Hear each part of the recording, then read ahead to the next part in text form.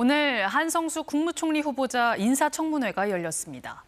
첫날부터 한 후보자의 다주택 이력 등이 도마에 오르며 야당의 공세와 여당 엄호가 부딪혔습니다. 한 후보자는 송구하다고 고개를 숙였습니다. 원동희 기자입니다.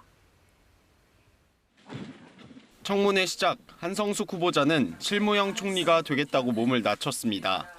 일만 하는 총리, 그리고 국민의 행복을 위해 일에만 집중해서 성과를 내는 총리가 되겠습니다. 하지만 주택 4채였다가 청문회 직전 1주택자가 된 것부터 야당 공세를 피해가지 못했습니다. 다주택자에게 막이라는 단어까지 써가며 청문회 직전 집을 다 팔았으니 이제 마귀에서 사람 된 것 아닙니까?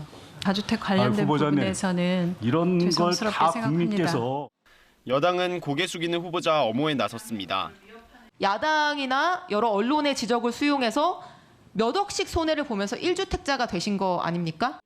중기부 장관 재임 때 터진 개인정보 유출 사고를 놓고도 여야는 질책과 엄호로 맞섰습니다.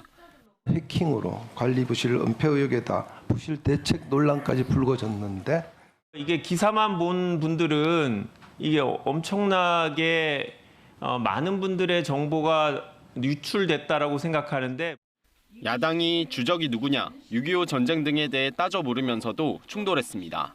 6.25가 남침입니까? 북침입니다. 죄송합니다. 남침입니다. 다음 질문 긴장했습니다. 하겠습니다. 네.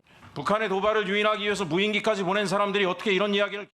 네이버 시절과 장관이 된 뒤 현안 입장이 달라졌다는 질의에선 표현을 두고 고성이 오갔습니다. 과연 소신이란 것이 있는가? 약간 미꾸라지 같은 느낌이 들어요. 미꾸라지라고 표현하는 의원의 자질이 있는 것입니까? 한 후보자는 삼청동 주택 불법 증축 등에도 거듭 고개를 숙였는데 양평 농지 불법 건축물 의혹엔 시정 통보를 받지 못했다고 해명했습니다. KBS 뉴스 원동희입니다.